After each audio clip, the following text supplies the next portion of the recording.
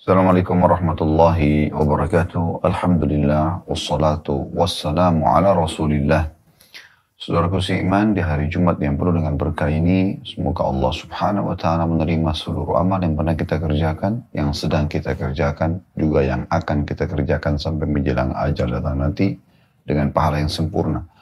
Dan juga semoga seluruh dosa-dosa yang pernah kita kerjakan, besar ataupun kecil, sengaja tidak sengaja, dimaafkan oleh Allah subhanahu wa ta'ala yang maha pengampun. Dan sebaik-baik hamba adalah yang selalu bertaubat dan kembali kepada Tuhannya. Dan semoga Allah subhanahu wa ta'ala memberikan karunia lebih besar daripada itu, yaitu menggantikan dosa-dosa kita menjadi pahala.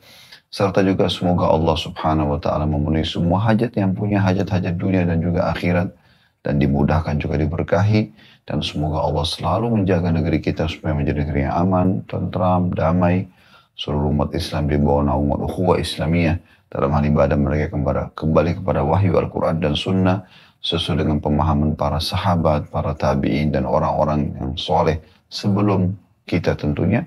Dan semoga Allah subhanahu wa ta'ala menyatukan kita semua di surga Firdausnya tanpa hisab. Allahumma amin. Saudara Qasimat, seperti biasa di hari Jumat kita akan membedah buku Sahih At-Targhib wa Tarhib. Dan kita akan masuk melanjutkan bahasan hadis ke urutan ke-19 ya. Dalam bab tentang masalah anjuran bersedekah. Tepatnya adalah bab ke-9, anjuran dan dorongan bersedekah. Berikut keterangan tentang sedekah orang yang pas-pasan dan juga orang yang bersedekah dengan apa yang tidak diinginkannya. Kita akan masuk teman-teman sekalian hadis ya, ke-19 ya. Namun sebelumnya saya akan ingatkan hadis terakhir yang kita pelajari pada pertemuan yang lalu, hadis ke-18 dengan sanad hasan. Urutan 873 dari awal belajar berbunyi, ya, Rasulullah SAW bersabda, Inna sadaqata la tudfi'u an ahliha harral kubur, wa inna ma istadhillul mu'minu yawmal qiyamati fi dhulli sadaqatihi. Sesungguhnya sedekah itu akan memadamkan panasnya kubur bagi penghuninya, dan seorang mukmin hanya bernaung di bawah naungan sedekahnya pada hari kiamat. Hadis ini diriwayatkan oleh Tabarani dalam Mu'jamul Kabir dan juga Al-Baihaqi meriwayatkannya. Terus sudah kita jelaskan panjang lebar tentang makna hadis ini dan juga pelajaran-pelajaran yang bisa kita ambil pada pertemuan yang lalu. Namun hadis ini adalah hadis yang sangat penting untuk diperhatikan baik-baik, karena seseorang dapat terbantukan dan terselamatkan dari siksa kubur dengan sedekah yang dia lakukan. Juga di hari kiamat dia akan selamat dan ada di bawah naungan dari terik matahari yang sangat panas di mahsyar nanti, di bawah naungan sedekahnya. Baik, kesempatan ini teman-teman sekalian kita akan masuk ke hadis ke-19 tentang masalah dorongan untuk bersedekah. Hadis dengan sanad sahih urutan 874 dari awal belajar berbunyi dari Ibnu Umar radhiyallahu anhuma, dari Nabi SAW beliau bersabda, Inna Allah idha studi'a syai'an hafizah. Bahwasanya sungguhnya Allah itu jika dititipi sesuatu maka dia pasti akan menjaganya. Kalimat ini, hadits ini pendek sekali tapi padat maknanya. Teman-teman sekalian, coba bayangkan di saat kita menitipkan sebuah barang yang kita anggap berharga pada seseorang, dan kita tinggalkan, kita lupakan barang itu. Mungkin sekian tahun, puluhan tahun bahkan. Kemudian pada saat kita datang dan bertemu dengan dia, barangnya masih utuh, dan di saat itu kita butuh. Bagaimana kira-kira gembiranya kita? Allah subhanahu wa ta'ala menjaga semua yang Bapak Ibu sudah lakukan dari amal saleh. Dari mulai kita balik sampai kita meninggal. Anda mungkin sudah lupa sedekah Anda 20 tahun, 30 tahun, 40 tahun, 50 tahun yang lalu. Anda tidak ingat semuanya. Tapi Allah subhanahu wa ta'ala mengingatnya. Allah subhanahu wa ta'ala menjaganya.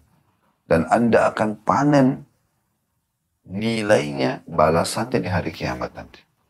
Bagaimana bahagianya seseorang pada saat itu tidak dapatkan di hari kiamat nanti.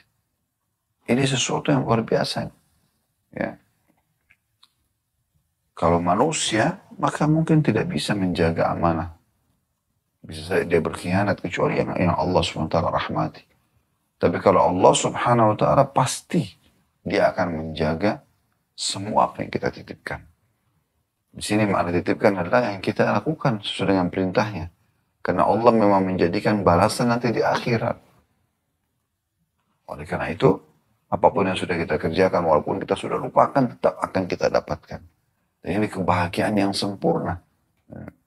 Bahkan diberikan balasan berlipat-lipat. Allah Subhanahu wa taala mengatakan dalam Al-Quran, kekal ditelawakan oleh orang beriman sampai hari kiamat.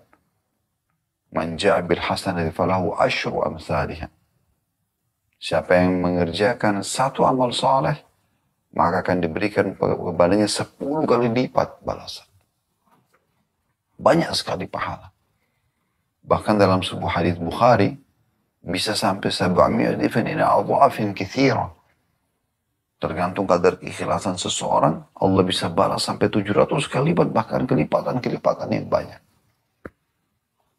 Kuncinya adalah ikhlas dan benar. Mutabatun Nabi SAW.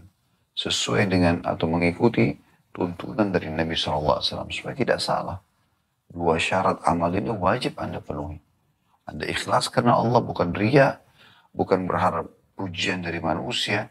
Anda kerjakan karena perintah Tuhan Anda. Mau Anda sendiri atau rame-rame, tetap Anda kerjakan karena Allah. Tidak butuh pujian manusia. Sisi lain, sesuai dengan tuntunan utusan Allah Nabi besar Muhammad sallallahu alaihi wa ala alihi wa sahbihi wasallam. Kata ulama, kalau salah satunya Anda penuhi, Anda ikhlas, tapi tidak sesuai dengan tuntunan, tidak diterima.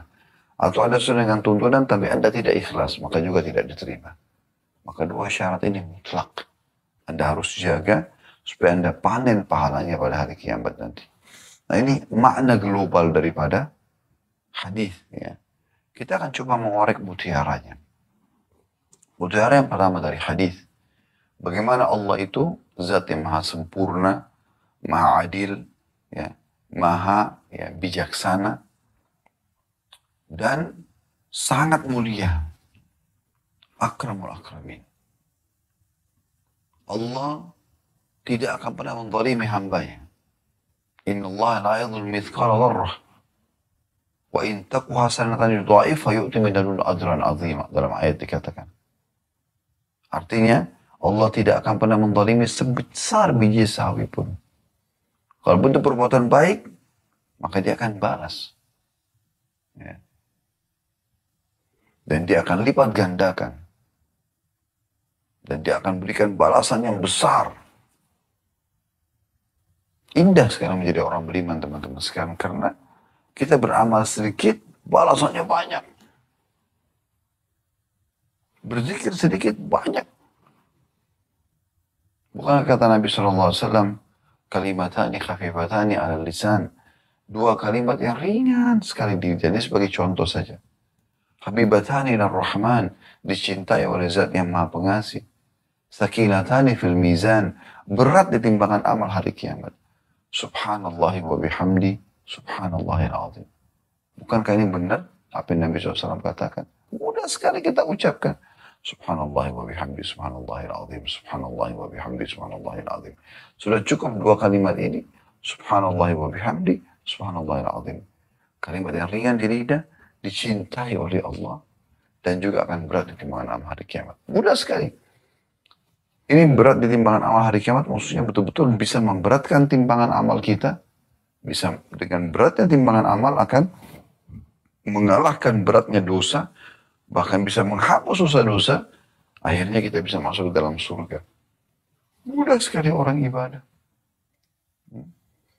Buat dosa sekian lama, sekian tahun, istighfar, astagfirullah wa atubu ilaih, tulus dari hatinya. Dia memang ingin Allah maafkan. Bersih dosanya sekian tahun.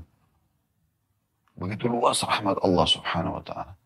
Beramal sederhana, pahalanya melimpah. Ya. Bertobat, beristighfar dari dosa, walaupun banyak dosanya dimaafkan. Jadi tidak butuh waktu lama. Tadi kalau contoh zikir, sudah kita sebutkan. Hampir semua zikir punya keutamaan. Semua zikir punya keutamaan. Tapi itu contoh saja. Contoh yang lain, sholat jenazah. Kata Nabi SAW, siapa yang sholat jenazah, dia dapat 1 qirat. Dan siapa yang mengantar jenazah hingga dimakamkan dapat 1 qirot. Ada seorang sahabat bertanya, ya Rasulullah, bagaimana ukuran 1 qirot itu? Kata Nabi SAW, seperti gunung Uhud. Anda sudah tahu sholat jenazah, saudaraku seiman? 4 kali takbir. Tanpa ruku, tanpa sujud. Allahu Akbar, baca Al-Fatihah saja. Tanpa iftitah, tanpa surah. Takbir yang kedua, baca salawat kepada Nabi SAW yang Anda baca di tahiyat. Ya. Takbir ketiga Anda doakan si mayit. Takbir keempat Anda bisa doakan diri sendiri atau Anda langsung salam. Itu hitungannya mungkin 1 menit sholat jenazah itu. Pahalanya 1 gunung seperti Uhud. Anda bisa bayangkan. Begitu luar biasanya Allah janjikan pahala-pahala yang sangat besar. Jadi kita harus betul-betul jeli memahami kalau Allah itu maha pemurah, maha penyayang. Tapi bagi orang yang mau mendekatkan diri kepadanya. Pelajaran yang kedua diambil dari hadis ini adalah semua amal soleh yang Bapak Ibu kerjakan akan dapat balasannya. Tidak usah khawatir. Dan juga sisi lain, semua dosa akan dapat hukumannya. Kecuali Anda bertaubat. Nah ini poin penting. Ya. Pelajaran kedua ini penting sekali untuk diketahui. Kalau Allah Subhanahu wa ta'ala akan memberikan balasan. Malah daripada hafizah, dia akan menjaganya. Masuk dalam mutiara yang pertama tadi, kalau Allah punya sifat yang maha pengasih, maha penyayang, dan selalu yang memberikan balasan terbaik bagi hambanya, atau untuk hambanya. Sisi yang lain adalah, orang kalau berbuat amal saleh apapun, akan dia terima balasannya. Sekecil apapun. Dan juga kalau dia buat dosa, akan dapat hukumannya kecuali dia bertaubat. Amal soleh ini tidak ada namanya, oh karena sudah lama, sudah 55 tahun yang lalu, 60 tahun lalu dikerjakan, berarti saya tidak tahu itu akan nampak atau tidak hari kiamat. Tidak akan nampak. Anda akan dapatkan semuanya. Nah ini pelajaran yang luar biasa juga dari hadis yang kita pelajari yang pertama di pagi ini. Kita masuk teman-teman sekalian hadis ke-20. Hadis ke-20 adalah contoh realita bagaimana para salafus salih di kalangan sahabat terutama merealisasikan sedekah dalam kehidupan mereka, dan bagaimana Nabi SAW langsung merespon, memberikan gambaran tentang balasannya. Saya akan bacakan hadis ke-20 dengan sanad sahih urutan 875 dari awal belajar berbunyi. Dari Anas radhiyallahu anhu dia berkata, Kana Abu Talhata akthar al-ansari bil madinati malan min nakhl. Wa kana ahabba amwalihi ilaihi dalam kurung bayruha atau ya biraha di situ ya. Wa kanat mustaqbilat al-masjid.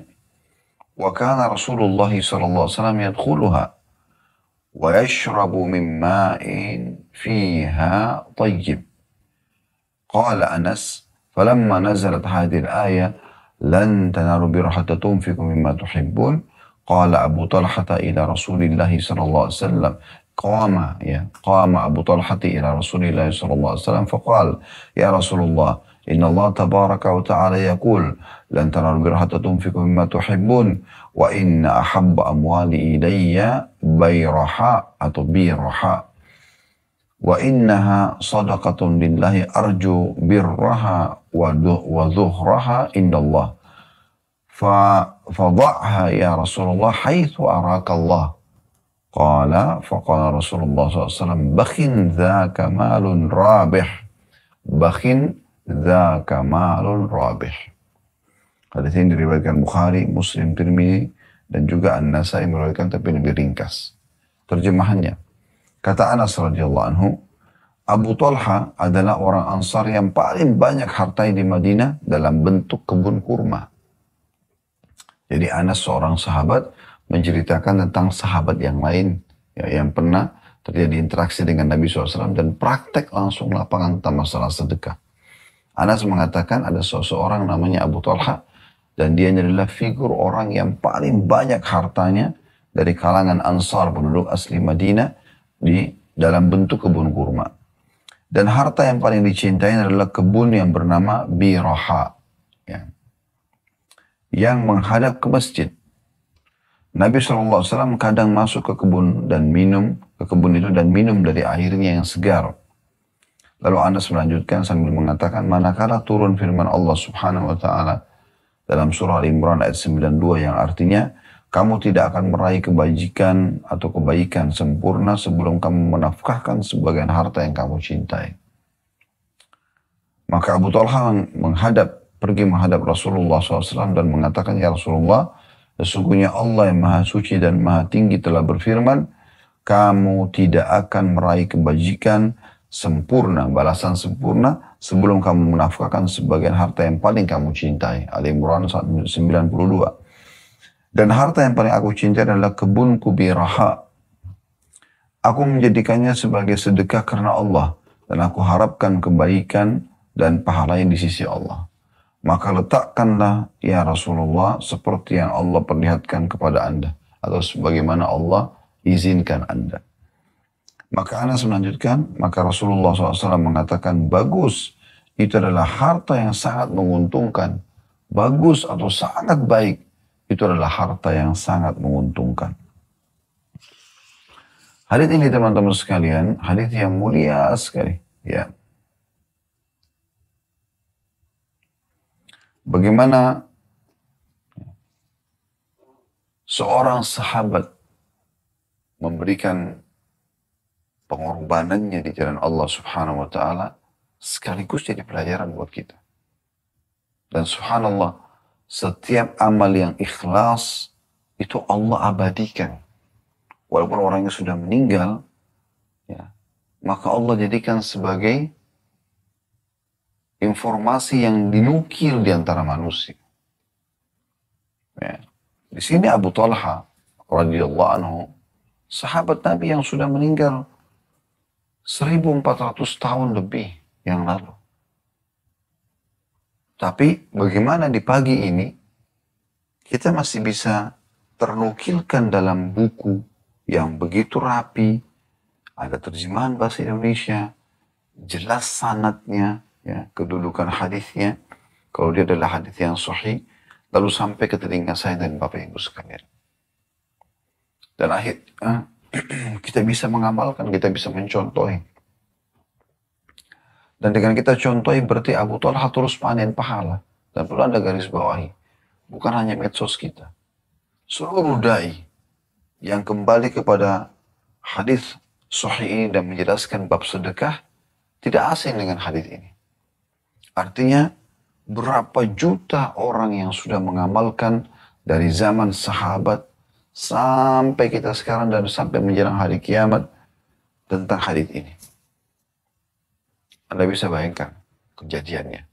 Pada saat turun firman Allah Subhanahu wa taala, "Lan tanaru birra hatta tunfiqu mimma tuhibbun." Kalian tidak akan merasakan maksimal balasan pahala. Kalian tidak akan begitu puas dan luar biasa senangnya nanti sampai kalian coba menginfakkan apa yang paling kalian cintai. Maka tanpa menunggu, baru turun ayat, baru Nabi SAW lantunkan, Abu Talha langsung mengatakan, ya Rasulullah, hartaku yang paling aku cintai. Ya, Allah SWT, Allah yang Maha Suci dan Maha Tinggi telah berfirman, ya, bahwasanya kalian tidak mendapatkan maksimal balasan kebajikan sampai kalian infakkan apa yang paling kalian cintai. Maka yang paling aku cintai ya Rasulullah dari hartaku ini semua, kebun kurma adalah biraha. Kebun kurma ini. Dan Nabi SAW tahu, karena ini masjid Nabi, ini kebun tersebut. Ya. Dan Nabi SAW sering jalan ke situ, kemudian minum dari airnya yang segar. Ada mata air di situ. Maka pada saat itu, dia mengatakan, ya Rasulullah, saya jadikan ini untuk Allah. Udah saya sedekah jalan Allah. Saya berharap balasannya nanti. Ya. Allah akan berikan saya balasan maksimal untuk mempraktikkan ayat tadi. Maka silakan ya Rasulullah, letakkan, alokasikan. Ya. Bagi sesuai dengan apa yang Allah mudahkan buat Anda. Atau Allah perintahkan kepada Anda. Maka Nabi SAW pun akhirnya ya, menerima tersebut lalu sambil mengatakan, bakhin, Bakhin itu orang Arab mengatakan sungguh indah. Gitu ya. Kalau orang Arab itu kagum, bahasa Arab itu adalah bakhin. Kata Nabi SAW, bakhin, zaka malun rabih. Indah sekali apa yang kau ambil keputusan ini. Cerdas sekali. Sempurna sekali. Bakhin. Itu harta yang sangat menguntungkanmu. Lalu ulangi SAW yang kedua kali. Bakhin. Zaka malun rabih. Sambil gembira Nabi SAW mengatakan, beruntung, bagus sekali. Sempurna sekali. Itu hartamu yang paling menguntungkan. Lalu dalam riwayat yang lain tentunya di sini tidak disebutkan. Nabi SAW mengatakan, aku melihat engkau bagikan kepada sanad kerabatmu. Maka Abu Talha pun membagikan kepada sanad kerabatnya. Ini tambahan riwayat lain yang tidak disebutkan dalam buku ini. Ini global makna hadisnya. Baik, coba kita masuk teman-teman sekarang mengambil mutiara dan faedah. Kita korek. Apa yang bisa kita ambil dari hadis ini? Yang pertama, kecerdasan Anas radhiyallahu anhu perawi hadis ini. Bagaimana beliau menukil kepada kita kisah Abu Talha. Sebenarnya Anas radhiyallahu anhu bisa lebih ringkas menyampaikannya. Tapi dia ingin memberikan gambaran kepada kita, terutama kita-kita yang tidak hadir di masa itu. Maka dia sedikit memberikan cerita. Dia mengatakan, sesungguhnya Abu Talha adalah orang yang paling kaya dari Ansar dalam bentuk jenis kebun kurma. Dan yang perlu Anda garis bawahi, orang Arab itu dianggap kaya kalau dia sudah punya kebun kurma. Karena pohon kurma itu umurnya panjang, mirip seperti kelapa. Hasilnya pun banyak kalau panen gitu kan. Kemudian kurma umumnya ada yang basah, ada yang kering. Tapi yang kering ini lebih banyak. Yang kering lebih banyak ya. Maka dia bisa tahan lama. Sampai setahun, 2 tahun kurma itu nggak rusak. Maka menguntungkan dan orang konsumsi. Apalagi berhubungan sekali dengan makanan pokok orang-orang Arab di negeri Arab. Dan juga dalam syariat Islam. Kita dianjurkan berbuka puasa dengan kurma. Sahur dengan kurma. Kata Nabi SAW, sebaik-baik makanan seorang mukmin di buka puasa dan sahur adalah kurma. Gitu ya. Lalu kata Nabi SAW sampai mengkonsumsi 7 butir kurma. Ya. Di pagi hari dari Ajwa Madinah ya. Syekh bin Baz mengatakan kalau tidak ada boleh diganti dengan kurma apa saja. Yang penting 7 butir kurma pagi hari. Maka dia akan selamat dari semua sihir, racun dan sihir. Banyak faedah-faedahnya kurma tersebut. Maka penilaian kayanya orang pada saat itu dan sampai sekarang adalah kalau tanda kutip punya kebun kurma. Makanya Anas mengatakan Abu Talha adalah orang yang terkaya dari Ansar dari dalam bentuk kurma. Kebun kurma. Berarti memang dia kayanya luar biasa gitu. Nah ini informasi ini penting. Karena kalau tidak, beliau langsung menceritakan saja Abu Talha punya mengatakan ya Rasulullah, waktu turun firman Allah SWT, kalian tidak akan mendapatkan maksimal pahala sampai kalian menginfakkan apa yang paling kalian cintai. Langsung dia mengatakan, lalu Abu Talha datang dan membawa kebunnya Berha, lalu mengatakan, ya Rasulullah ini sedekah buat Allah. Kan bisa saja begitu. Tapi Anas tidak. Anas rentetkan sejarah, ceritanya. Siapa ini? Ada cerita seorang Abu Talha. Abu Talha ini siapa? Orang terkaya dari suku Ansar. Berarti orang dari Madinah yang memiliki kebun kurma. Jadi ini penjelasan penting. Ya. Kemudian beliau ceritakanlah historinya waktu turun firman Allah Subhanahu Wa Taala. Kemudian Abu Talha langsung segera merespon ayat tersebut. Ini pelajaran pertama. Pelajaran yang kedua dari hadis adalah bahwasanya turunnya firman Allah Subhanahu wa taala, "Lan tanalu birra hatta tunfiqu mimma tuhibbun."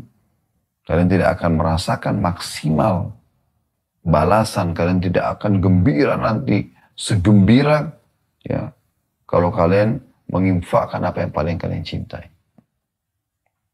Pelajaran kedua adalah respon Abu Talha pada saat turun ayat ini. Ini luar biasa, ini inti daripada hadis ini. bagaimana cerdasnya Abu Talha di saat turun firman Allah SWT, dia langsung meresponnya. Sehingga akhirnya dia bisa mendapatkan maksimal pahala. Pahalanya dari sisi sedekah dia dapatkan. Sebagaimana kita katakan tadi bahwasanya karena dia ikhlas, maka Allah masih mengizinkan kita membahas pada pagi ini. Mungkin di belahan bumi ini juga masih banyak dai-dai juga yang membacakan hadis ini kepada umat Islam. Sehingga mereka memahami dan mereka mau mengamalkan. Dia dapat itu. Ya. Dia dapat pahala sedekahnya pribadi dan dia dapat pahala orang yang mengikutinya. Saya sendiri sekarang walaupun sudah sering baca hadis ini, kembali termotivasi lagi. Begitu juga mungkin teman-teman yang mendengarkan. Kalau sudah pernah dengar. Atau yang baru dengar akan termotivasi. Berapa banyak orang di antara kita yang mengamalkan ini dan Abu Talha pandai pahalanya.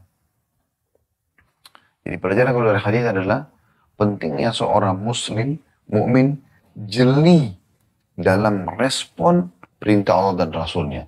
Sebagai contoh adalah respon Abu Talha terhadap firman Allah Subhanahu wa taala ini, surah Al-Imran ayat 92.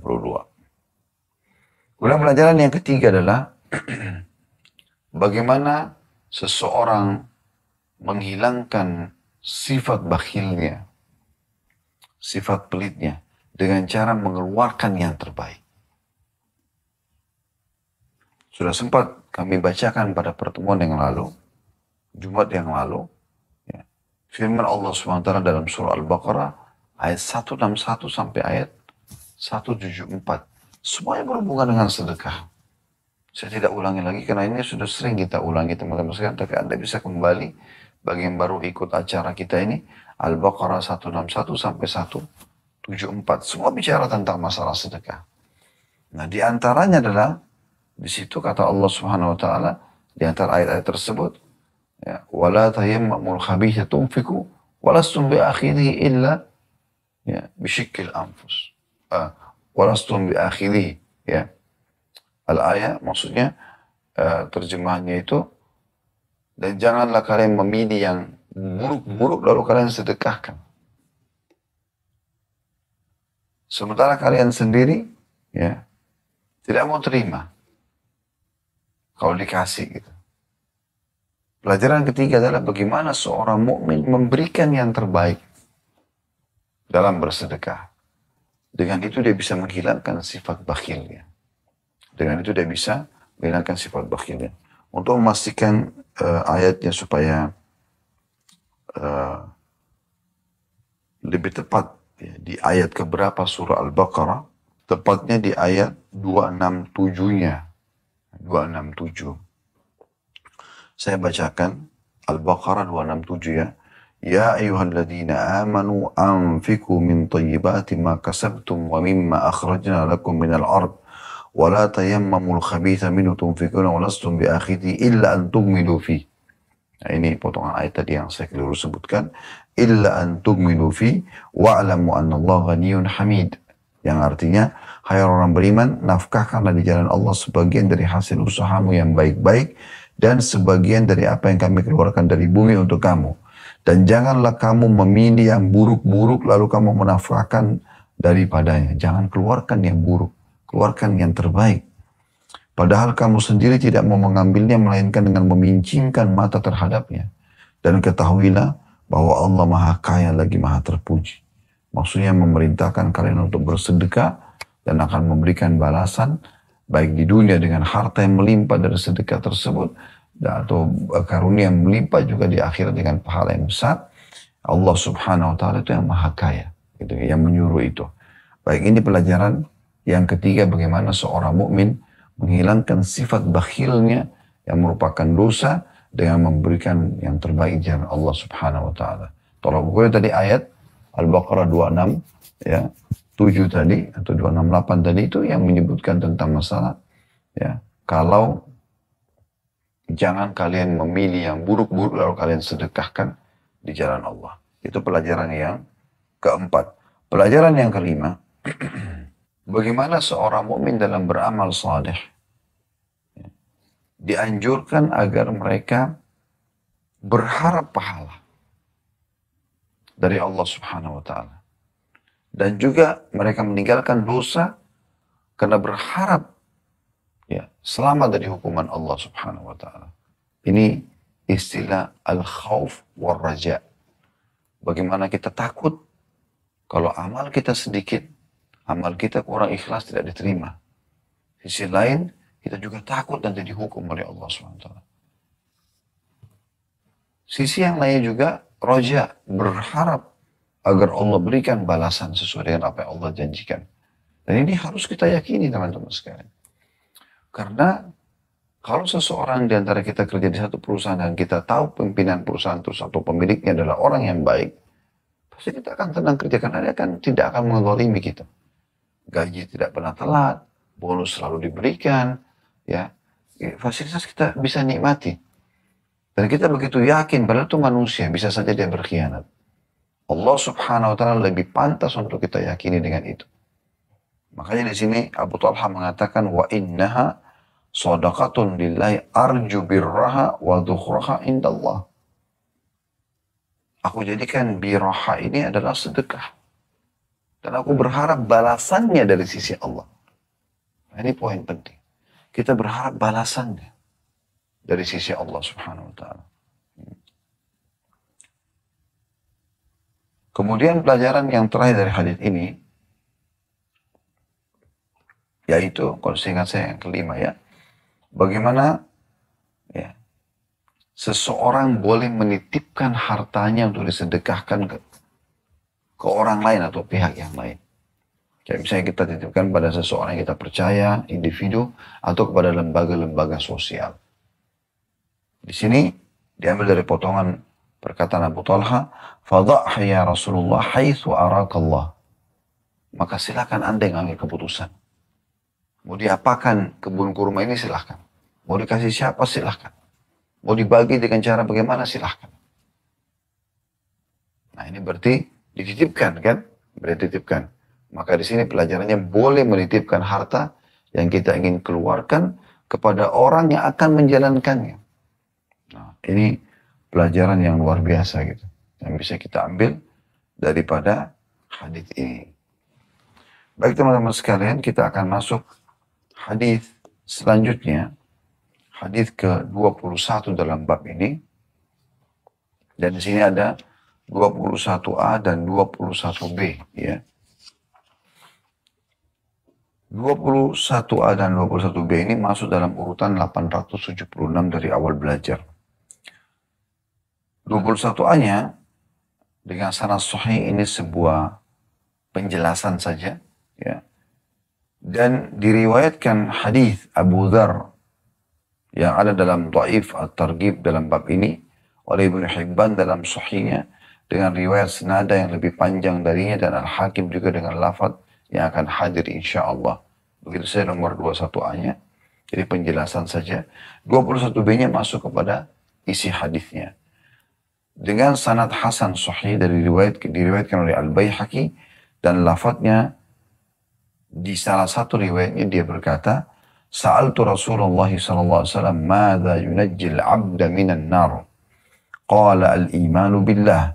Qultu ya Nabi Allah, ma'al imani 'amal? Qala an tardakha mimma khawwalaka Allah wa tardakha mimma razaqaka Allah. Qultu ya Nabi Allah, fa in kana faqiran la yajidu ma yardakh.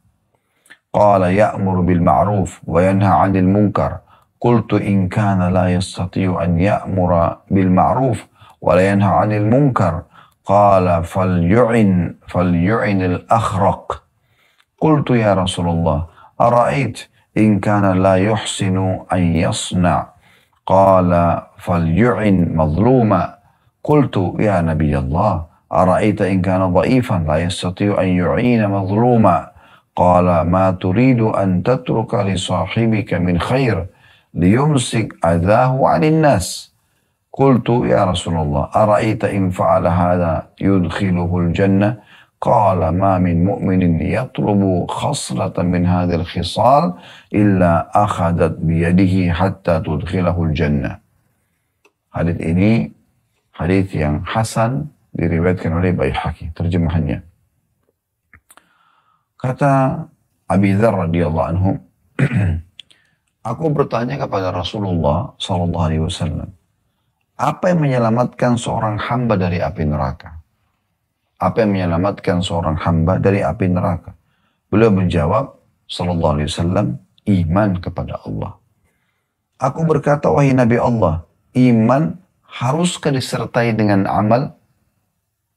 Apakah iman saja atau atau harus diikuti dengan amal saleh? Maka beliau mengatakan, hendaklah kamu memberikan sebagian dari apa yang telah Allah berikan kepadamu, dan hendaknya kamu memberikan sebagian dari apa yang Allah rezekikan kepadamu.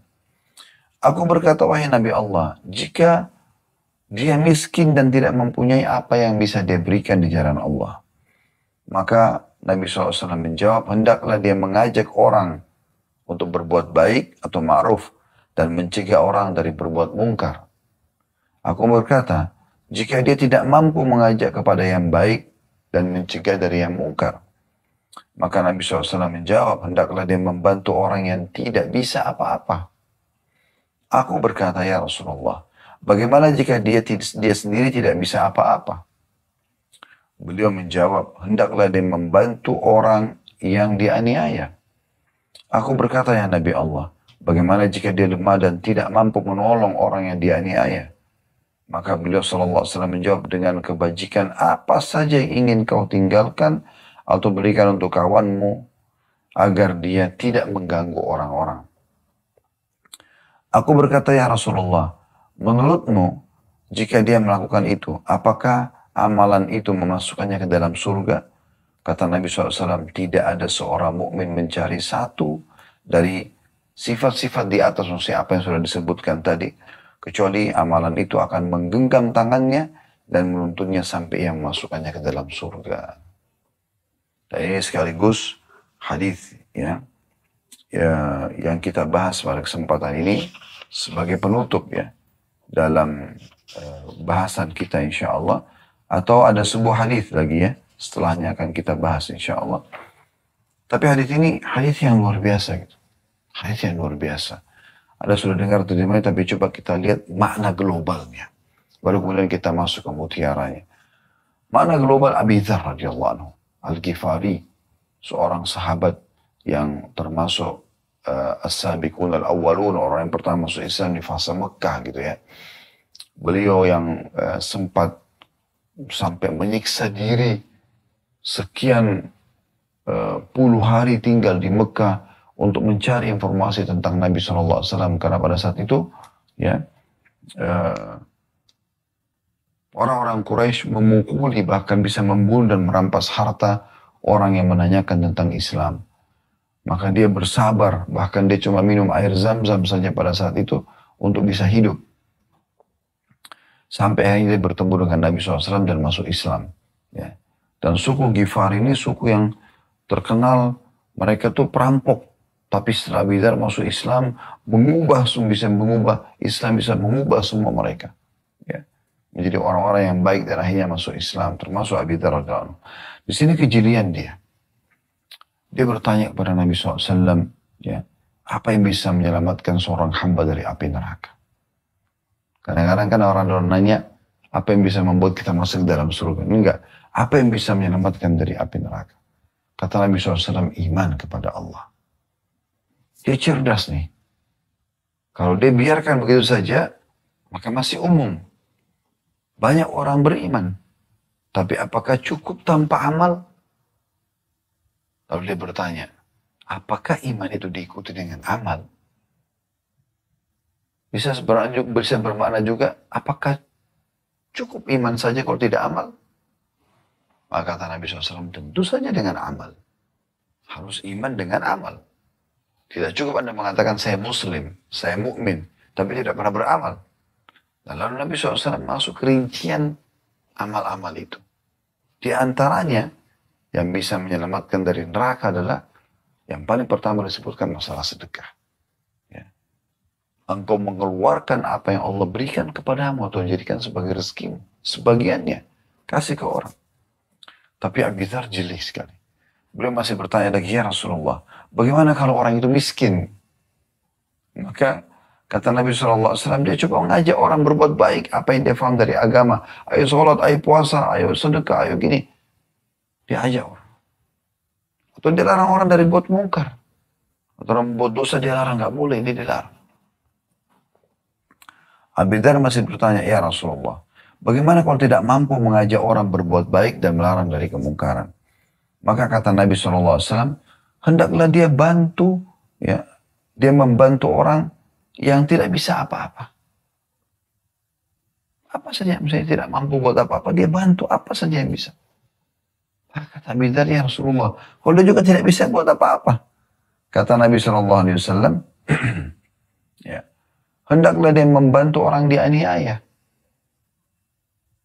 Kalau tidak bisa bantu orang berbuat baik, dia rangkul tangannya, dia gandeng tangannya ke masjid. Ya udah, dia berhenti orang yang mau berbuat jahat.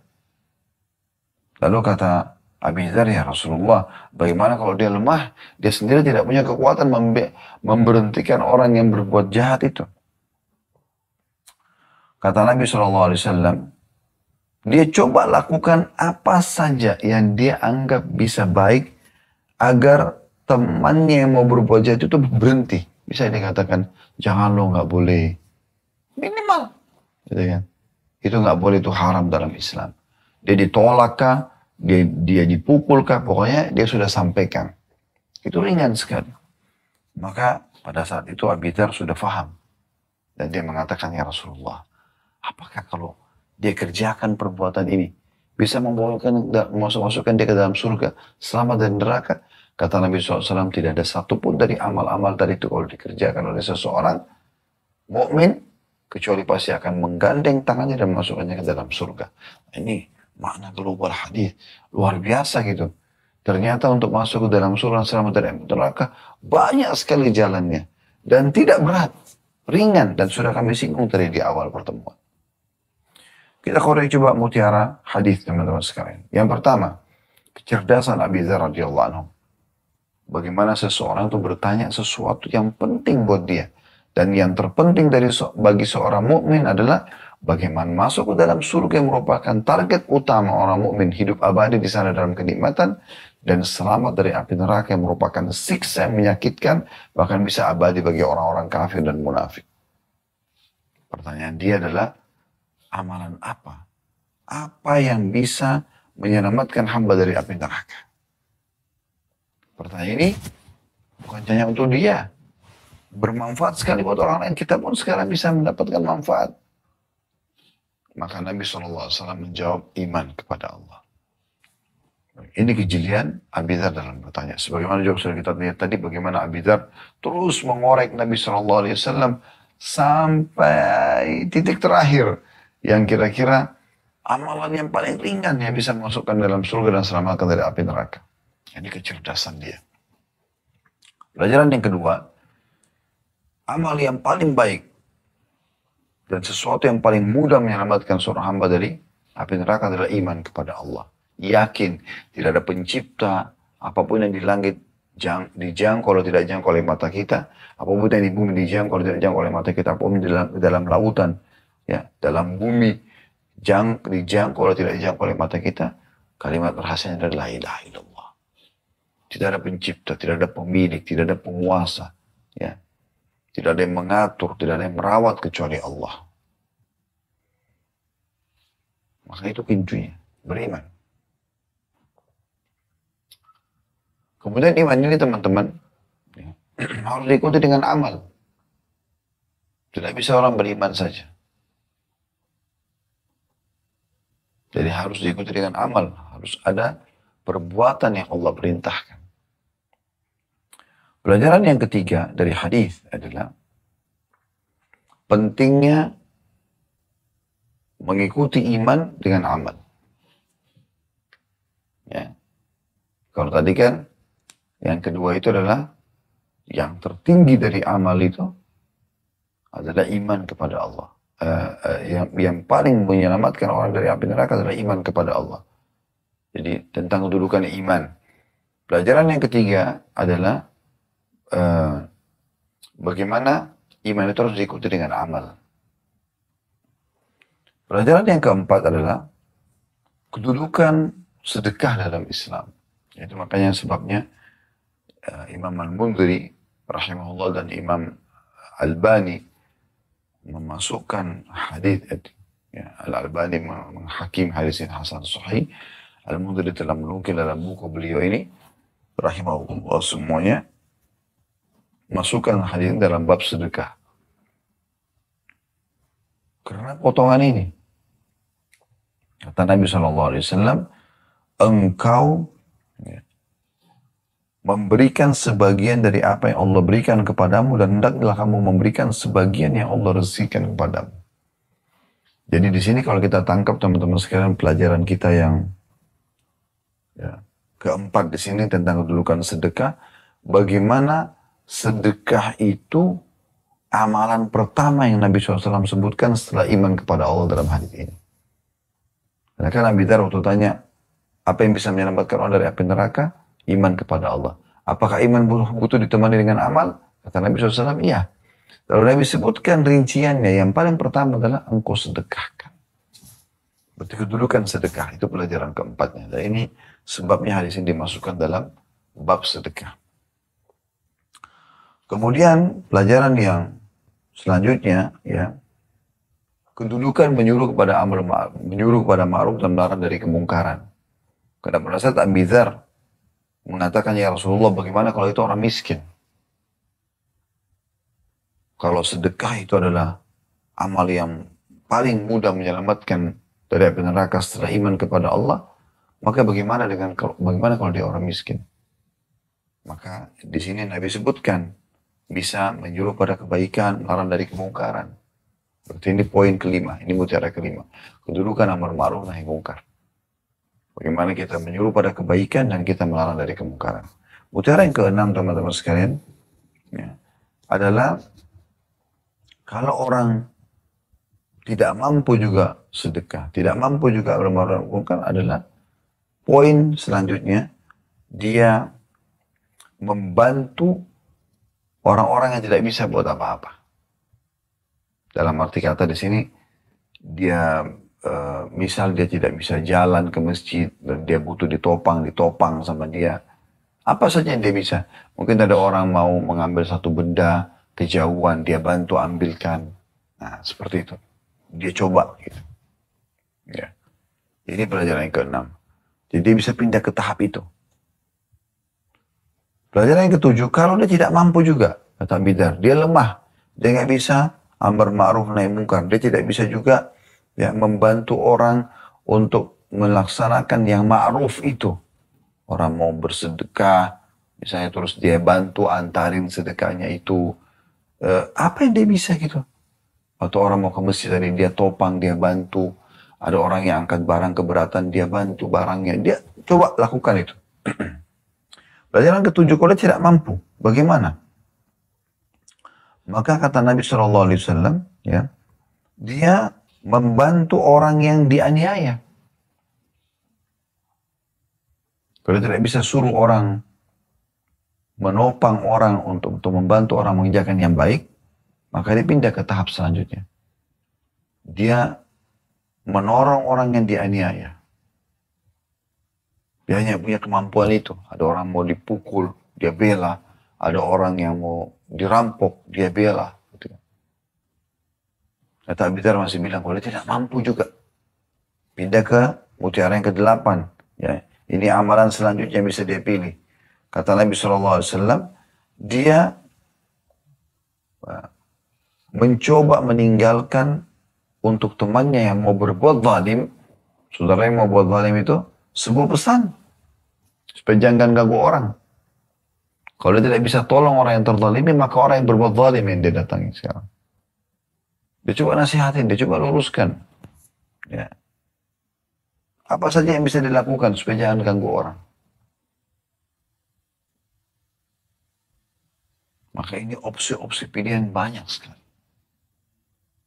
Pelajaran terakhir yang ke-9 adalah waktu Abi Dzar tanya, ya Rasulullah, bagaimana kalau seperti ini, bagaimana kalau seperti ini? Maka Nabi SAW pelajaran ke-9 ini memberikan penjelasan. Semua amal-amal tadi yang disebutkan itu.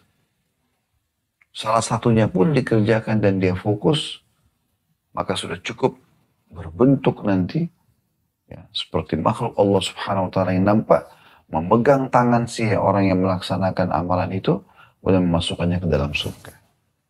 Ini karunia yang luar biasa yang Allah Subhanahu wa taala mudahkan tentunya. Baik teman-teman sekalian, karena melihat waktu, saya melihat tidak bisa semuanya kita bahas ya. Namun tadi saya sempat janjikan sebuah hadis lagi, insya Allah kita tutup dengan ini, hadis nomor 22 dengan sanad sahih urutan 877 dari Al-Harith Al-Asy'ari radhiyallahu anhu bahwa Rasulullah SAW bersabda, Inna Allah auha ila Yahya bin Zakaria bi 5 kalimatin an ya'mala bihinna wa ya'mura bani Israel an ya'malu bihinna, fadzakara al-hadith ila an qala fihi wa amurukum bis sadaqa wa mathalu dhalika kamathali rajulin asarahu al-adu fa'awthaku yadahu ila unuqih wa qarrabahu liyadribu unuqah faja'ala yaqul hal lakum an afdi nafsi minkum wa ja'ala yu'ti al-qalila wal kathir hatta fadha nafsah. Hadis ini diriwayatkan oleh Tirmidzi dan beliau sahihkan juga Ibnu Khuzaimah dan Al-Hakim juga Ibnu Hibban, semuanya ya meriwayatkan hadis ini, dan Al-Hakim menekankan hadis ini sahih berdasarkan syarat Bukhari dan Muslim. Baik, terjemahnya teman-teman sekalian, bahwasanya kata Nabi SAW, sungguhnya Allah mewahyukan kepada Yahya bin Zakaria alaihi wassalatu wassalam. Yahya Nabi, Zakaria juga Nabi alaihi wassalatu wassalam.